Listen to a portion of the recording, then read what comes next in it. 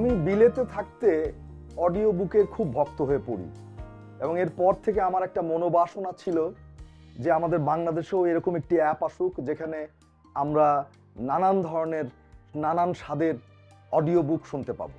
এবং আমার সেই মনোবাসনা পূর্ণ হয়েছে কাহিনিক অডিও বুক বলে একটি অ্যাপ।